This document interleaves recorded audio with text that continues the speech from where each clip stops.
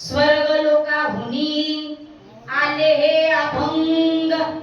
अरे माझ्या संतांनी जे ज्ञानामृताचं भांडार तुमच्या समोर ओतप्रोत भरलेलं ठेवलं, पण आम्ही मात्र अमृताला बाजूला सारखो आणि नको त्याच्यात जवळ जातो. आणि म्हणून संतांनी पदोपदी आपल्यावरती उपकार केले. माझ्या संतांनी सांगितलं, अरे किती उपकार केले, केले उपकार